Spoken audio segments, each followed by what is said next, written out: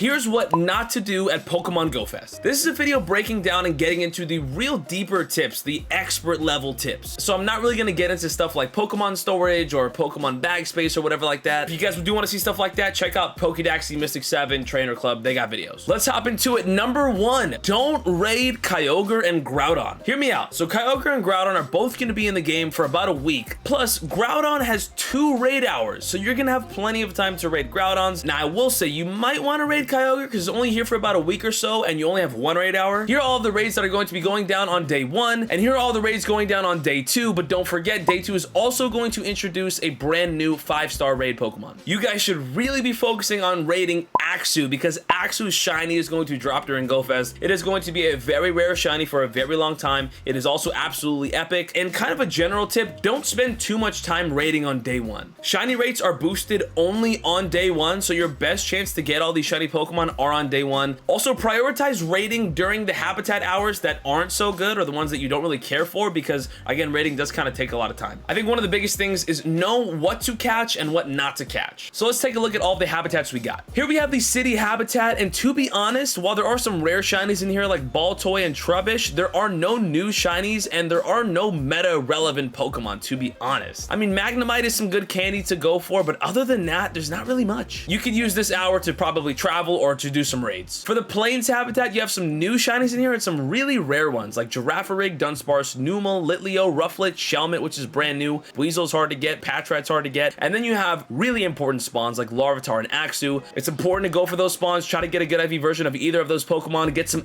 XL candies. Even Drillbur is not a bad XL candy to get. Plus, they're both going to be shiny eligible. They are some of the most cool shinies, and Axew is going to be one of the most rare shinies in the game. That's a pretty amazing habitat. I would argue it's probably the best one. Next, we have the Rainforest habitat that has some really good and new rare shinies. New shinies include Shroomish and Carablast, and also Binacle that just came out. So those 3 are super rare. In terms of the meta relevant Pokemon though, I don't know. This one's not too crazy either. I guess the starters aren't bad. Carablast obviously has some PvP play. And then Pancham is cool because that's supposed to be egg exclusive and it's actually spawning, so that's kind of cool. In the Tundra habitat, this one doesn't have the craziest shinies, but it does have some good meta relevancy. You got really rare shinies with Cubchoo and Galarian Darumaka, but in terms of meta relevant Pokemon, you're going to want to catch some Swinub, you're going to want to catch some Spheal, maybe even some Piplup, and then Galarian Darumaka is really good too. And then here are all the incense spawns for the habitats. Everything's shiny eligible in this tier, which is pretty lit, but nothing too crazy. In the plains habitat, you can get Axew on your incense, so make sure you guys are taking advantage of that. Again, incredibly rare shiny, incredibly dope Pokemon, and good Pokemon to get a good IV version of. You also got Torkoal, which is a regional, so that's pretty rare. In the rainforest habitat, same thing, you got a regional that's pretty rare. Unknowns are all shiny eligible, and Pancham's just a rare spawn. And in the tundra habitat, Galarian Darumaka, rare shiny, good Pokemon to get XLs for, and then all these shiny unknown. Here's another one. Don't battle unnecessary grunts. First of all, day 2 is going to be focused on battling shadow Pokemon, so on day 1, just don't really battle any. Let's talk about the shadow Pokemon that you guys should be going after. The water shadow grunts are going to be useful. The fighting shadow grunts are going to be useful. Some of the fire shadow grunts are going to be useful. If you get a Swinub, the ice shadow grunt is going to be useful. If you get a Ralts, the psychic shadow grunt could be useful. If you get a Hippopotas, the ground shadow grunt could be useful. The dragon shadow grunt could be useful, and then the other water shadow grunt, if it has Magikarp, can be useful too. But other than that, I'd probably stay away from the rest of them. Another tip, don't use your Pokemon Go Plus or an auto catcher. Not at least while you're actively playing. If you're driving around or you're raiding,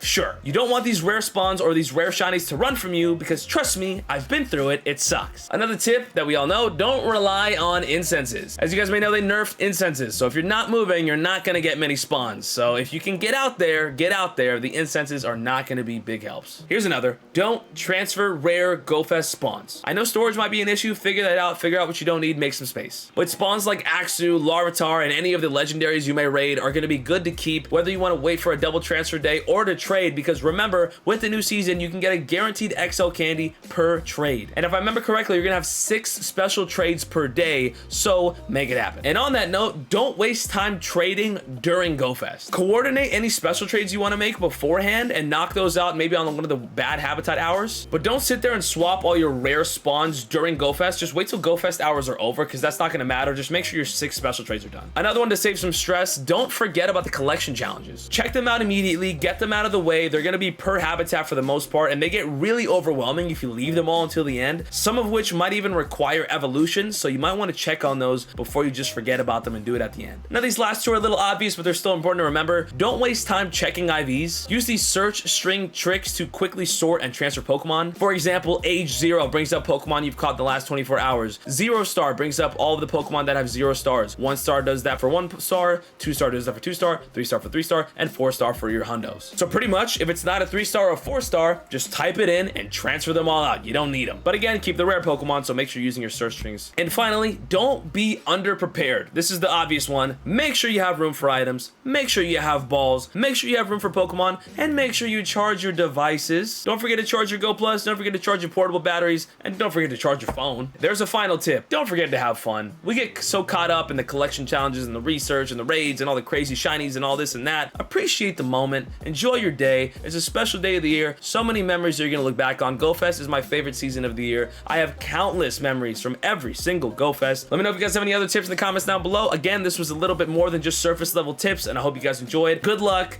Go Fest is almost here.